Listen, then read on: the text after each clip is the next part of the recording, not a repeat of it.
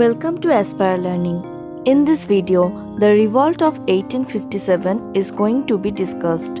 In our last video, the discussion about expansion of the British colonial rule was started. Here, we will continue about the British expansion policy. We will begin with the rising and revolts prior to the Revolt of 1857. In 1799 Common Era, the Chuar peasant uprising took place in Midnapur of West Bengal. Polygars uprising from Madurai of North Arcot took place in 1795 to 1805 CE. From 1824 to 1829 CE, the Kittur revolt of Belgaum district took place under Rani Chennamma. The revolt, conducted by the Garos named Pagalpanthi Revolt, was started in Mymensingh district. In 1831, Titumir rose against the British in West Bengal. Apart from this, the Vellore mutiny of 1806 CE was also very significant.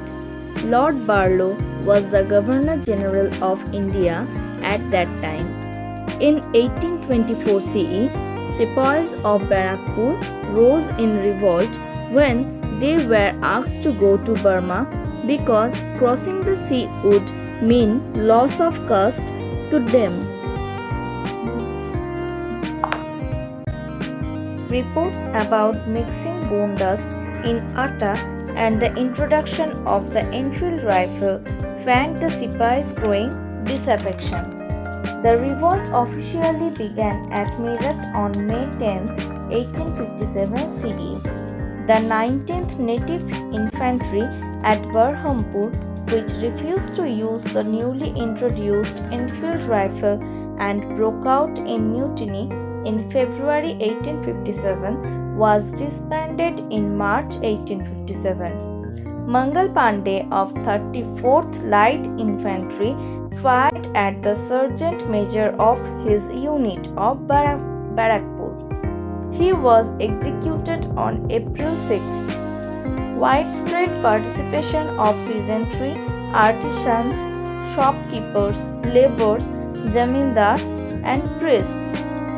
Begum Hazrat Mahal took over the reins at Lucknow, where rebellion broke out on June 4, 1857. Her son, Birjis Qadir, proclaimed Nawab.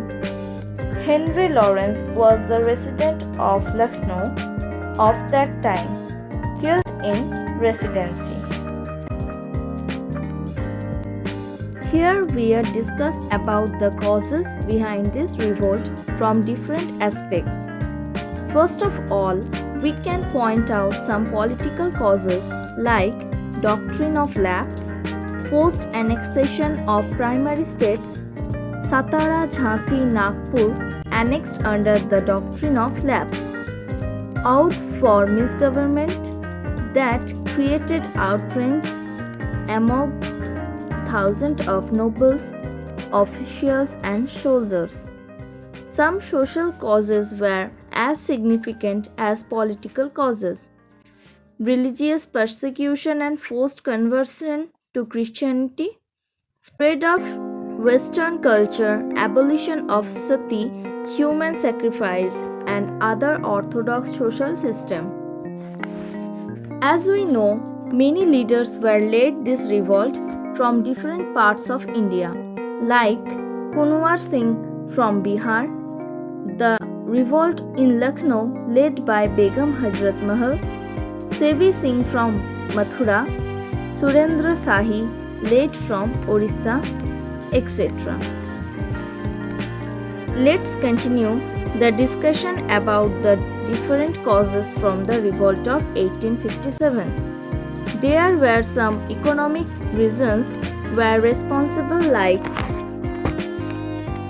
heavy tax on land and stringent penalty, unfair competition for the native goods and its degradation, less payment for Indian soldiers than the European, any of same rank, There were some more causes that triggered this revolt, like service roles and nature of duty for the Indian Sepoys, for MA posting and sea travel, as sea travel hurts the religious sentiments of the soldiers. British captured Delhi on September 20 of 1857 CE. British Commander John Nicholson killed. Colin Campbell captured Kanpur on 6 December 1857 CE. Nana Sahib, defeated at Kanpur, escaped to Nepal in 1859 CE. Rani Lakshmibai of Jhansi had died on the battlefield in June 1858 CE. Jhansi was captured by huge rush. Eastern, southern and western parts of India remained more or less unaffected. A wholly unpatriotic and selfish sepoy mutiny, said by John Shelley. R.C. Majumdar considers it neither the first nor national nor a war of independence. Soldiers, peasant, democratic combined against foreign as well as feudal bondage, said by Marxist historians. T.R. Holmes saw it as a conflict between civilization and barbarism. Queen's Proclamation, issued on November 1, 1858 at a darbar at Allahabad, had a single leader of ability arisen among them. We must have been lost beyond redemption, said by John Lawrence. Here lay the woman who was the only man among the rebels, said by Hugh Ross on Rani Lakshmibai. Aftermath. Rule of East India Company ended. India came under the direct rule of the British monarch. A darbar was held at Allahabad on 1st November 1858 and Queen's Proclamation issued. The office of Governor General was abolished and Viceroy's office created. Lord Canning became the first Viceroy of India.